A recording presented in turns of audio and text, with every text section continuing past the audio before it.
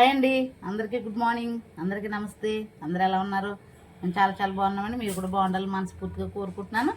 ఈరోజు అయితే నేను డైలీ ఏమైతే మనం చేసుకుంటామో అవే చేస్తున్నానండి.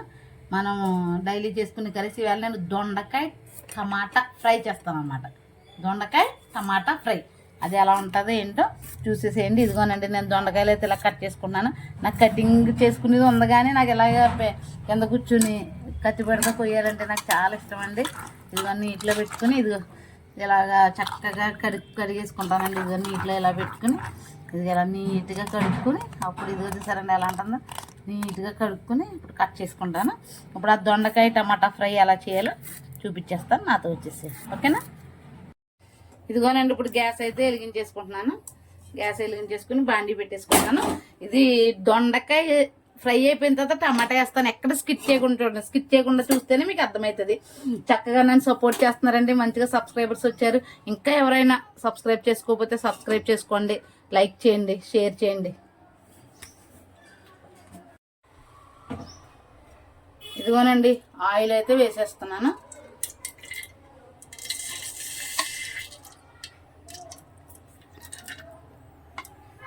మొదటగా కొంచెం జీలకర్ర అయితే వేస్తున్నానండి.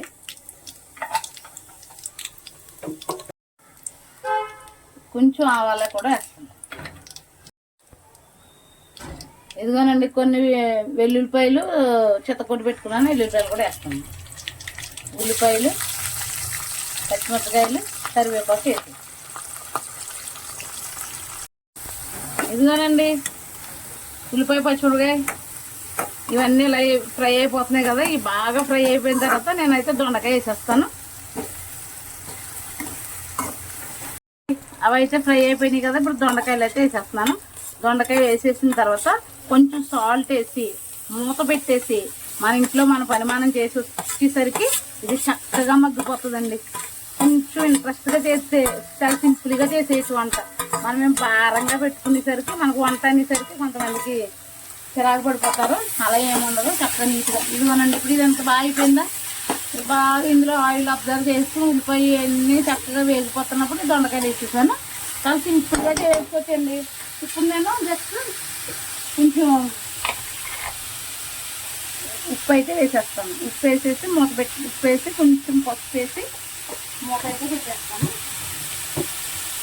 అదిలో చూడండి ఎంత బాగా మగ్గిపోతుందో.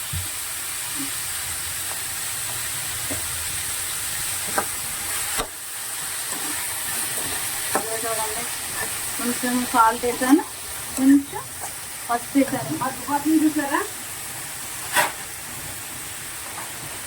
ఇది మగ్గిపోవడానికి నేను మూత అయితే పెట్టేస్తున్నాను. ఒక 5 నిమిషాల వరకు దీన్ని చూడను. అప్పుడు ఈలోపు చక్కగా మగ్గిపోతుంది. ఈలోపు నేను ఇంట్లో వెళ్ళి మాపు చేసుకుని పని అంతా చేసుకునేసరికి ఇది అయిపోతుంది. తర్వాత చూపిస్తాను. ఇదిగోనండి, సాల్ట్ వేసేసాను, కొంచెం పసుపు వేసాను, మూత పెట్టేసాను. ఎంత బాగా మగ్గిపోతుంది చూసారా. అదంతా మగ్గి చక్కగా ఉడికిపోతుంది అన్నమాట దొండకాయ. అప్పుడు కొంచెం కారం వేస్తాను. ఏ వంట చేయాలో తెలిస్తేనండి నేను వంట చిటికలో చేసేస్తానండి. మా హస్బెండ్ అడుగుతూ ఉంటాను అనమాట, ఏం వండను అని. ఏం వండి నువ్వు ఏది వండాలంటే అది వండి అంటాడు ఆయన. అలా అనేసి కొంచెం డిస్కషన్ అవుతుంది తప్పితే నాకు ఏం వండాలో తెలిస్తే చిటికలో వంట చేస్తాను నేను.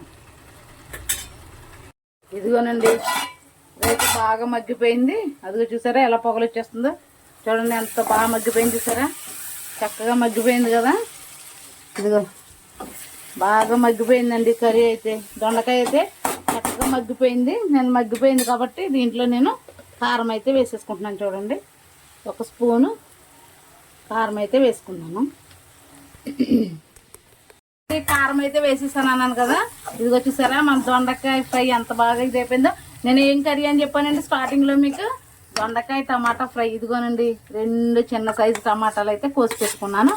ఎక్కడా నేను ఒక్క నీళ్ళు కూడా వేయలేదండి కర్రీలో, అదే మగ్గిపోయింది అలాగా. ఇదిగోనండి ఇది వేసేసాను చక్కగా. ఇప్పుడు ఇది కూడా మగ్గిపోతుంది. మగ్గిపోయాక చూపిస్తాను. టేస్టీ దొండకాయ టమాటా ఫ్రై అయితే రెడీ అయిపోయింది. ఈ వీడియో కనుక మీకు నచ్చినట్లయితే లైక్ చేయండి, షేర్ చేయండి, సబ్స్క్రైబ్ చేయండి. Okay, bye, see you tomorrow.